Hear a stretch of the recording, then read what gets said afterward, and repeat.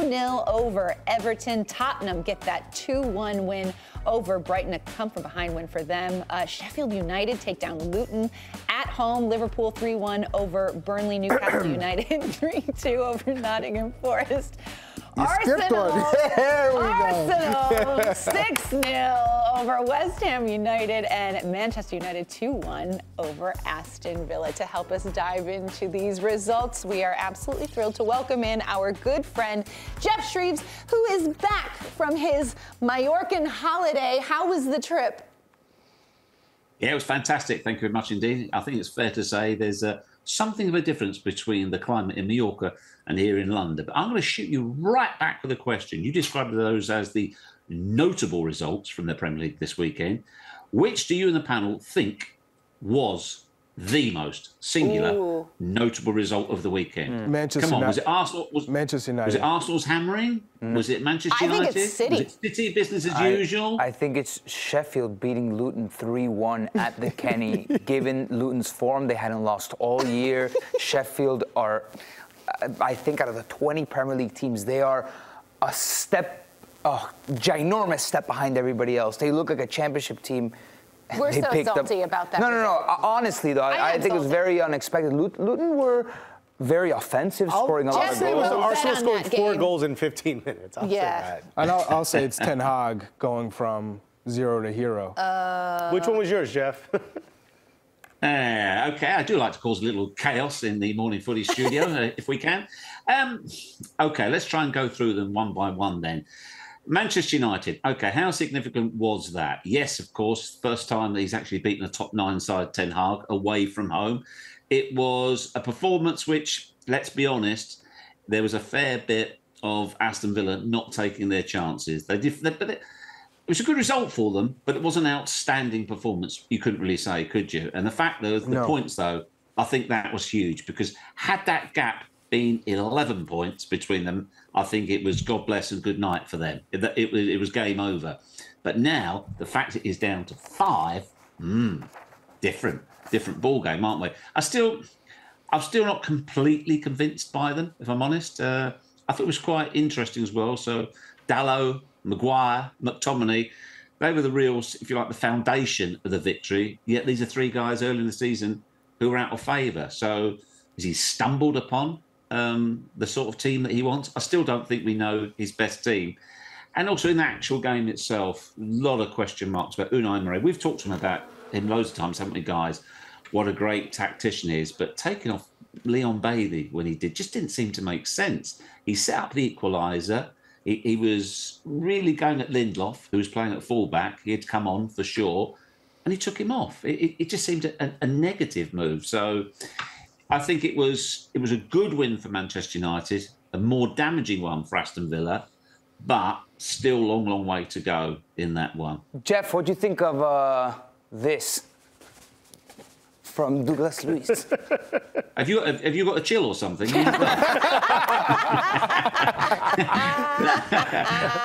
Nico, I don't have a problem with it, and I don't think for 1 second that that's what caused Manchester United to go up a gear and score a goal. I don't buy it. This whole celebration police thing about, it started with Arsenal. Do they over-celebrate? Do they under-celebrate? I mean, Declan Rice took it to the max, where he didn't celebrate at all out of respect for his former club, West Ham, as well. Is Klopp imitating Arteta and vice versa? It's all a load of hogwash. People just do what they do in the moment, and it's fantastic. And I think unless you literally go up to an opposing player and taunt them right in their face, then anything's fair game as far as I'm concerned. Do you honestly think that was what was behind Manchester United's comeback? Nonsense.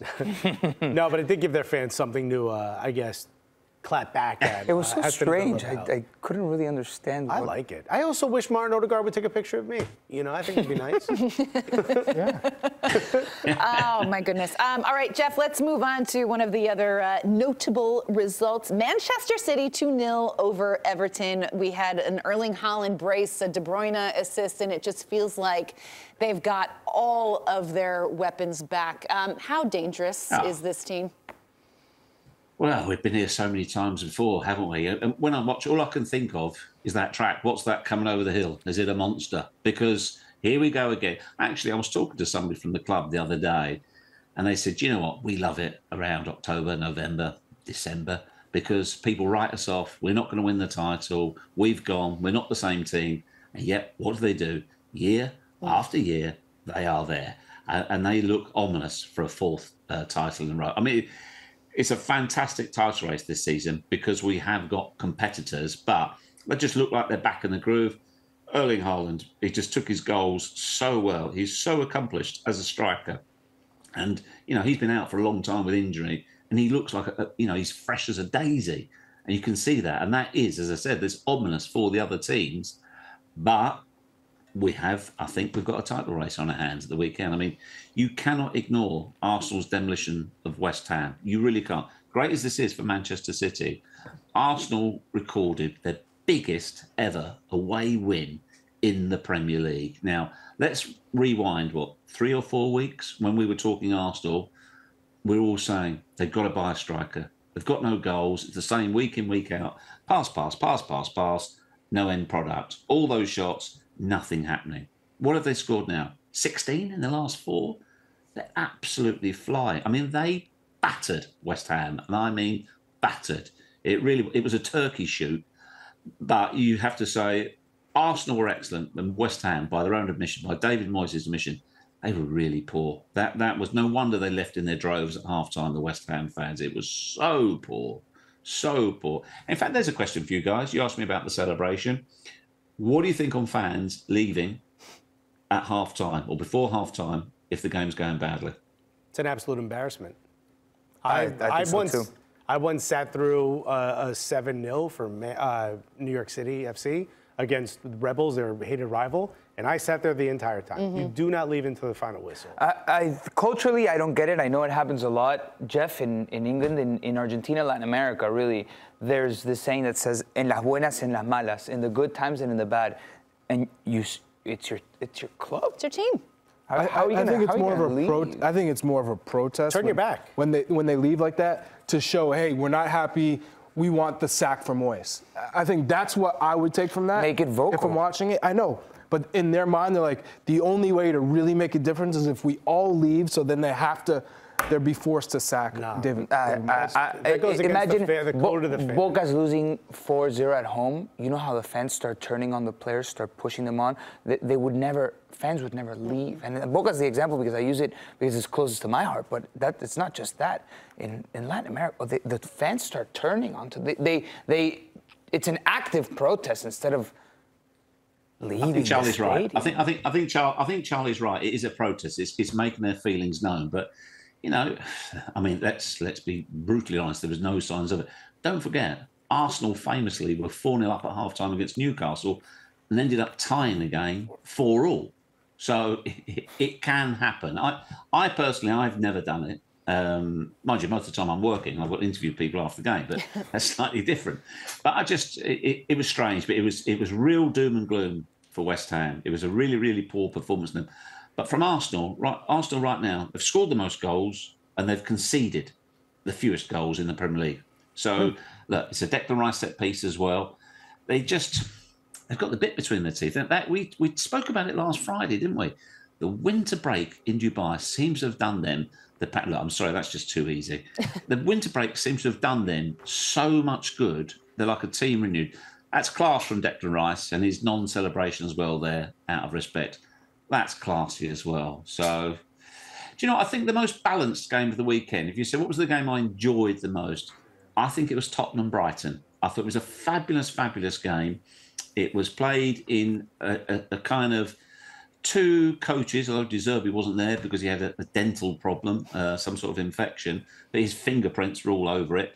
The fact that they just both went for it. So, and as soon as Tottenham got the equaliser, Big Hands went, no, let's throw on Johnson, let's throw on Son, we go for the win. And they got it in the 96th minute. Halfway through that second half as well, Brighton switched to a 4-2-4 formation. 4-2-4, just unbelievable.